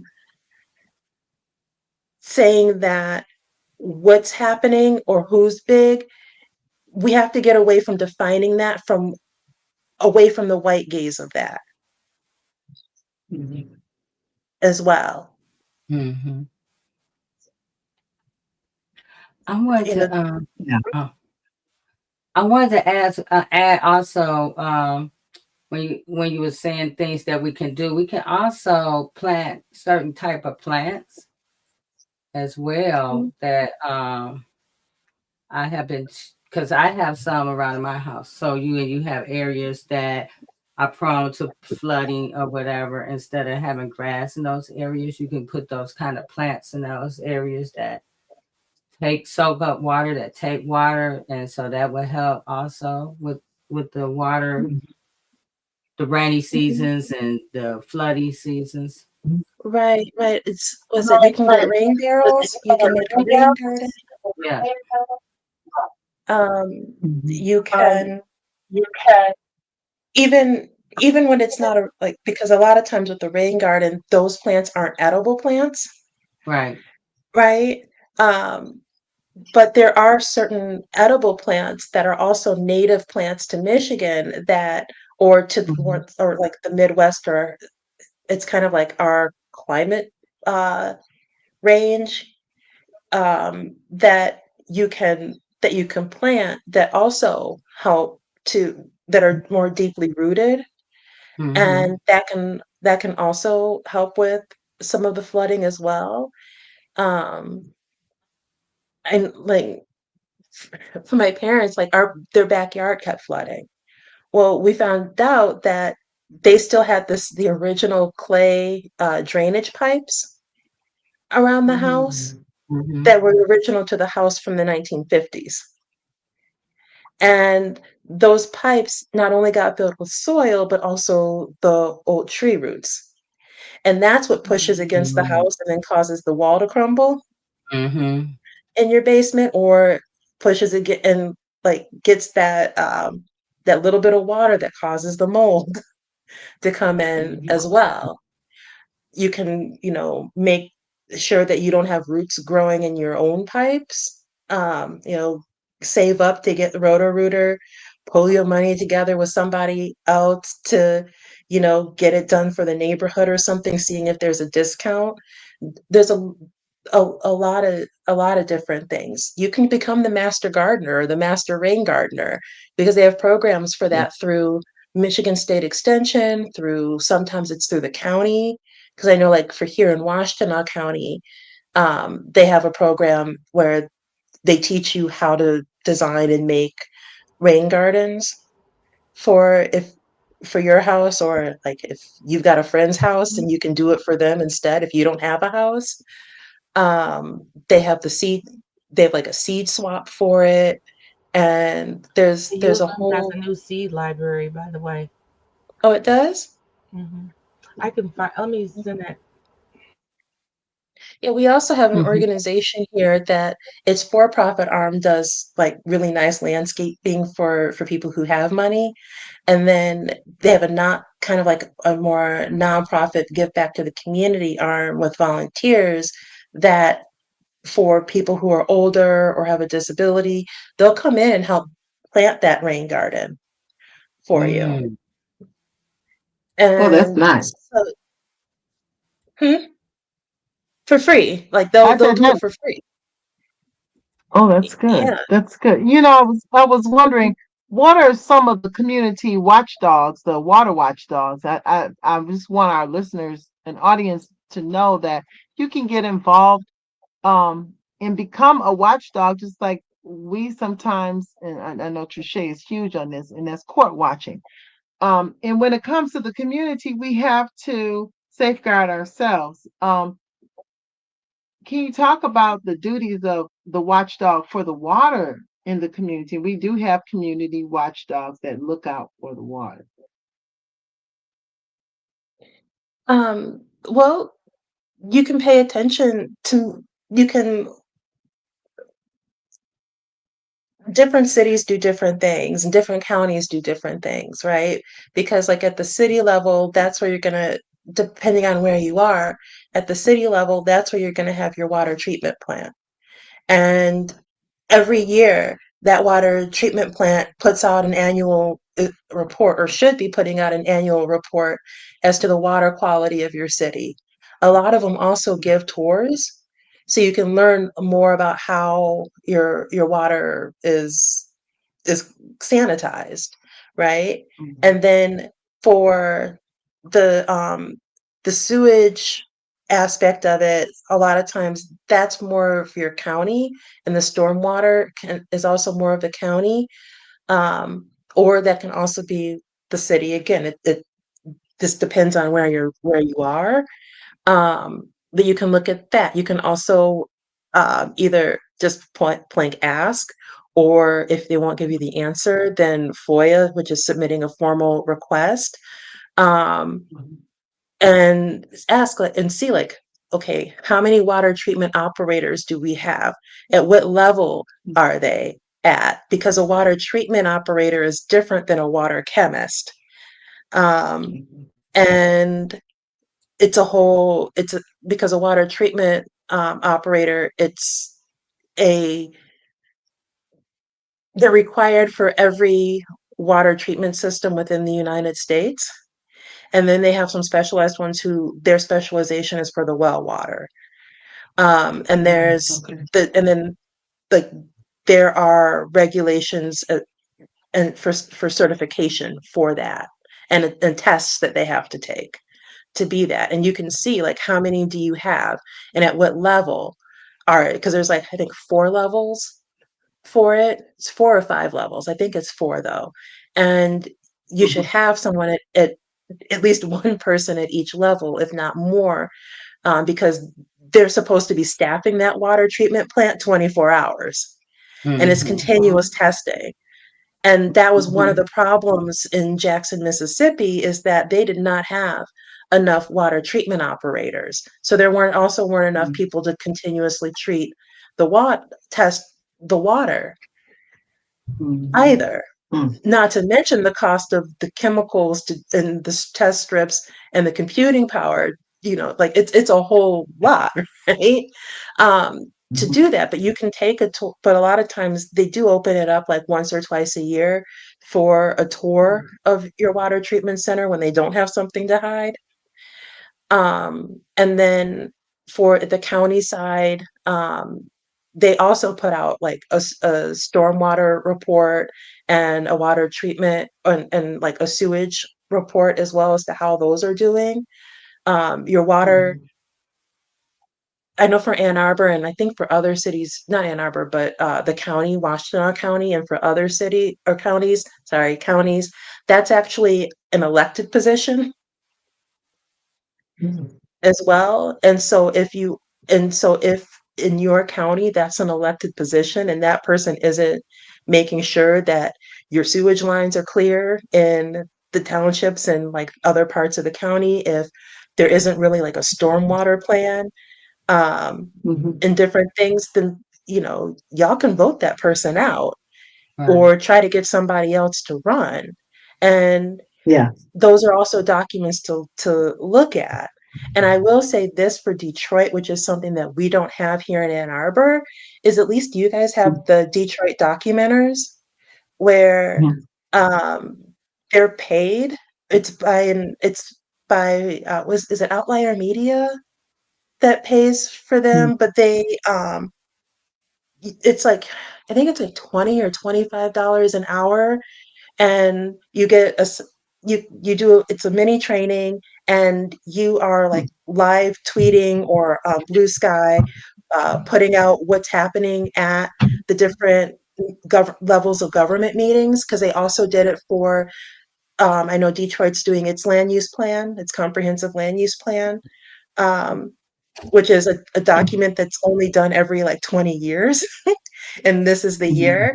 And there were different planning sessions for that. And the Detroit documenters had people and had tickets set aside for them, for their people to be there, to be able to record and tweet out about what was happening there.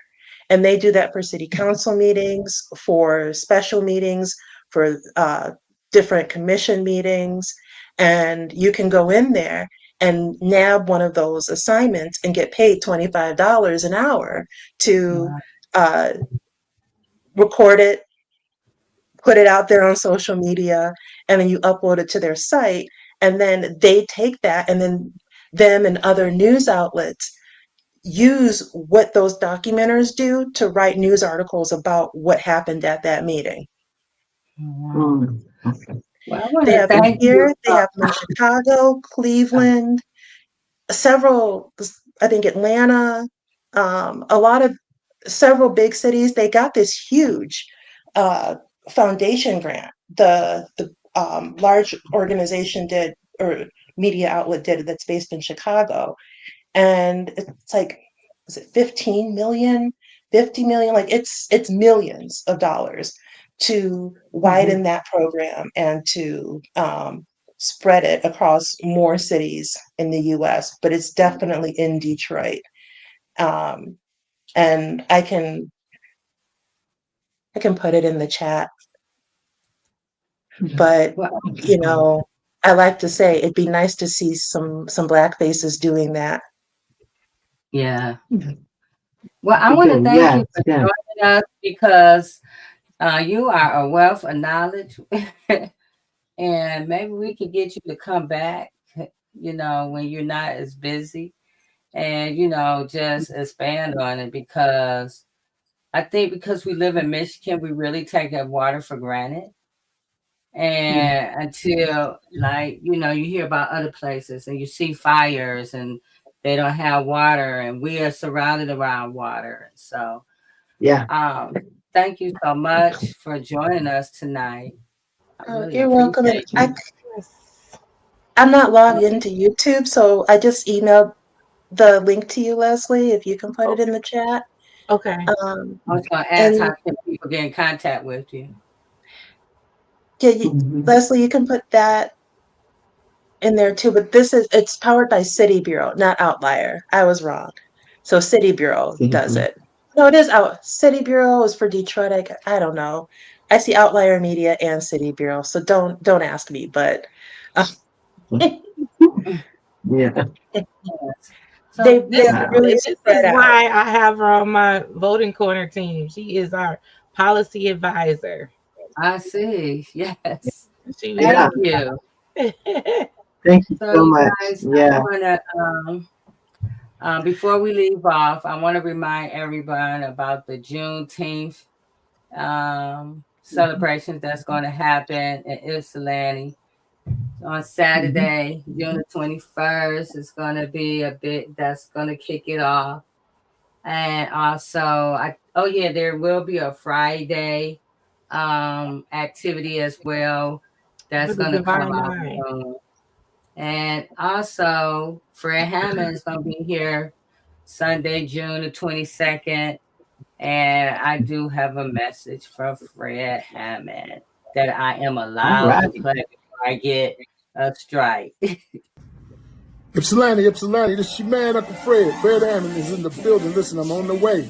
I'm coming. That's right, we on the way. Juneteenth weekend. We showing up. We're going to show on out. So come on out and hang out with your mans and them and many other people that's going to be there. And we just going to have an amazing time. Looking forward to coming back to the crib. That's right, because you know y'all was just up the road. I used to hang out in Ypsilanti a little bit here and there. And, you know, but listen, I look forward to seeing you all. Let's have a great time. Peace. I'm not mad at you. I'm not mad at you.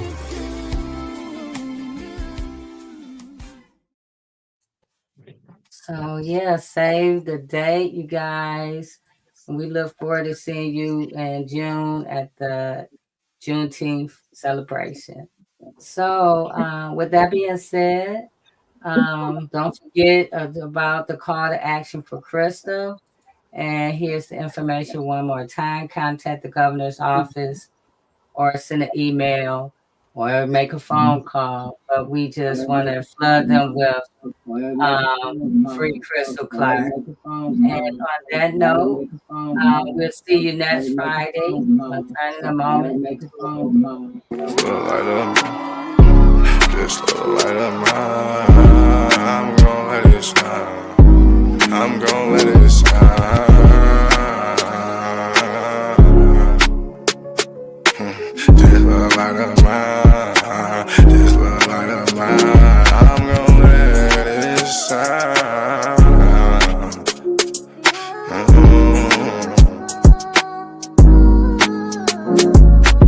This little light of mine, I'm gonna let it shine.